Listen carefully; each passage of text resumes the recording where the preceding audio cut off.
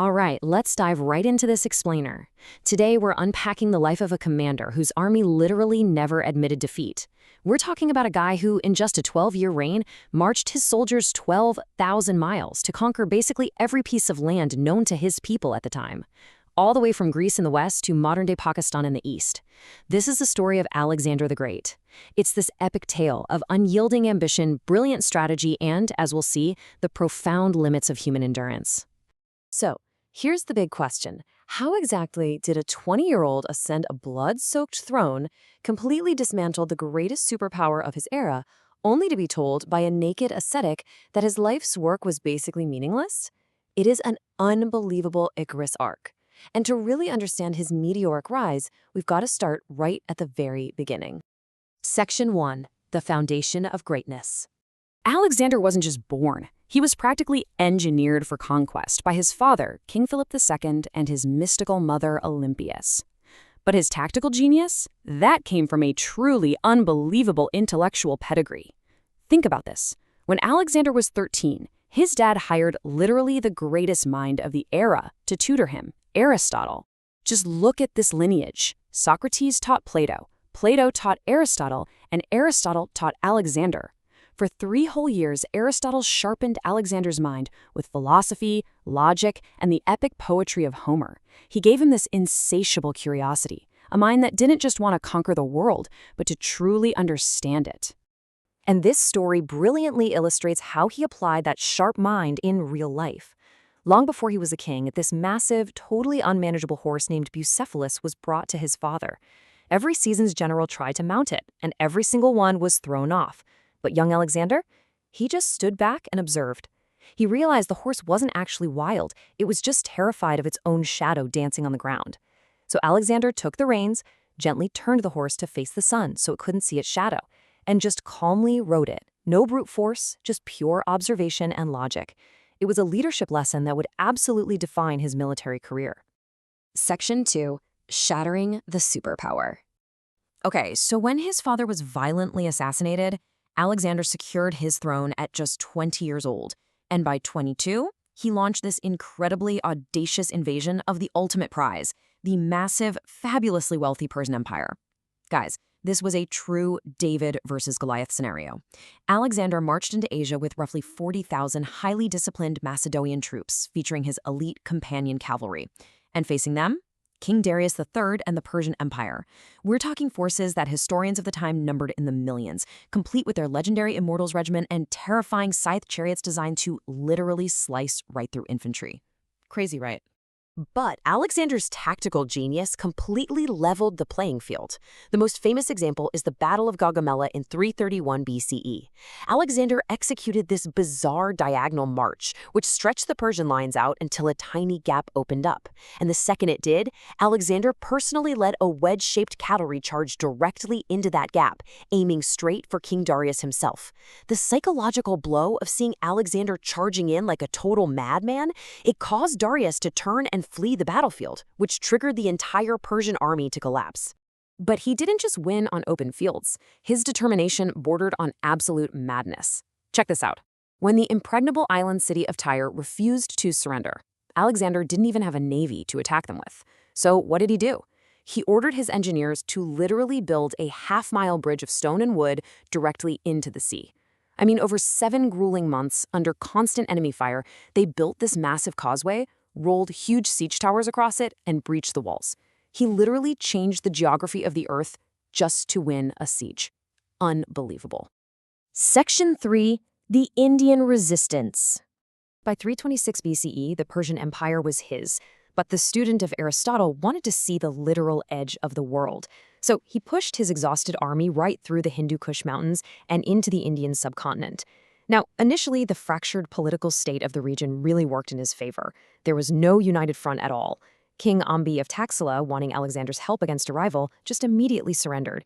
He even gifted Alexander 5,000 soldiers and 65 elephants. So at this point, it seemed like the conquest of India was just going to be another easy victory lap. But then, at the swollen Jhelum River, which the Greeks called the Hydaspes, he met King Porus. And Porus was this giant of a man who absolutely refused to submit. Alexander's roughly 50,000 troops faced Porus's 20,000, but Porus had a terrifying advantage, a literal wall of war elephants. Right in the middle of blinding monsoon rains and massive thunderstorms, the Macedonians fought this horrific, bloody battle. The elephants were throwing horses with their trunks and trampling soldiers. It was, without a doubt, the hardest fight of Alexander's entire life. He even had to secretly cross the river upstream in the dead of night just to outflank Porus. Ultimately, superior Macedonian discipline won the day. Porus, bleeding from multiple wounds, was captured. And when he was brought before Alexander and asked how he wished to be treated, Porus stood tall and delivered this absolutely legendary line. He said, "As a king treats another king."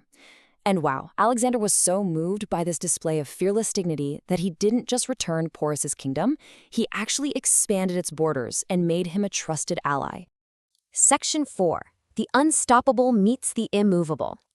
So, the Battle of Hydaspes was technically a victory, but it broke something deep inside the Macedonian war machine. When the army reached the Bias River, they started hearing rumors of the massive Nanda Empire of Magadha further east, supposedly waiting for them with thousands of war elephants. Now, for men who had been marching for 8 straight years, fighting strange diseases, dealing with endless monsoon rains, and having barely survived their very first encounter with elephants, this was it. This was the breaking point. The army mutinied. They simply refused to take another step forward. Alexander locked himself in his tent for 3 days, raging and crying, but his men held firm.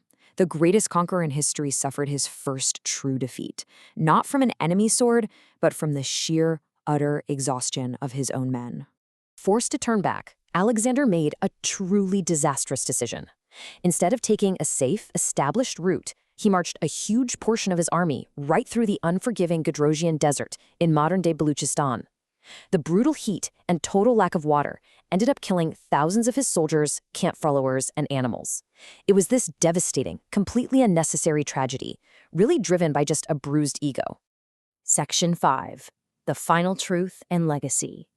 As he returned westward, Alexander the Great was a profoundly changed man, and he encountered a philosophy that shook his entire worldview. According to the sources, Alexander sought out a famous Indian ascetic, a naked philosopher named Dandamis. Alexander's commander actually threatened the ascetic with death if he didn't come. But Dandamis just laughed it off, saying a sword meant nothing to him. Intrigued, Alexander went to him personally. And the ascetic asked the world conqueror a simple question. He said, "Imagine you were dying of thirst in a desert, and I have the only glass of water. What would you give me for it?" Alexander said, "Half my empire." Dandamis said, "And if I refuse?" Alexander replied, "My entire empire." Dandamis just smiled and said, "Then the value of your entire empire is no more than a glass of water. Why have you spent the last 10 years killing for it?" And for the first time in his life, the world conqueror had absolutely no answer. The ultimate tragedy of Alexander is really captured in this single number right here, 32. In 323 BCE, back in Babylon, while he was literally planning his next invasions into Arabia, Alexander fell violently ill after a long night of drinking. A sudden, mysterious fever, maybe malaria, maybe typhoid, or, maybe even poison, just ravaged his body. Within days, the man who had brought the entire known world to its knees died. He was just 32 years old. But even though his time in India was really brief, his geopolitical impact was undeniable. His invasion forcefully connected ancient Europe and India for the very first time. It opened up these vital land and sea trade routes, and furthermore, the destruction of all those smaller, fractured tribal states in the northwest, it clearly demonstrated a desperate need for political unity in India, which essentially paved the way for larger unified empires to emerge. Plus, it sparked this absolutely fascinating fusion of Greek and Indian art and culture. Now, real quick before we wrap up, we need to bust a common historical myth. You'll often hear debates about a massive war between Alexander and the great Indian emperor Chandragupta Maurya. But if we look at the timeline, it just doesn't fit. Alexander retreated from India and died around 323 BCE. Chandragupta was just a teenager during Alexander's invasion, and he only really came to power around the time Alexander died. What actually happened is that Chandragupta fought and defeated Alexander's general, Seleucus, years later, reclaiming the territories that Alexander had briefly held. Which leaves us with this final thought. Alexander pushed the absolute boundaries of human endurance, strategy, and ambition. He achieved the impossible by the time he was just 32. But as he learned from that ascetic in the desert, You really can't take the world with you. If an empire spanning 3 continents is ultimately worth no more than a glass of water to a dying man, what is the true measure of greatness? Is it what we conquer or what we leave behind? Thank you so much for joining me on this explainer. Keep asking questions, keep learning, and I'll see you in the next one.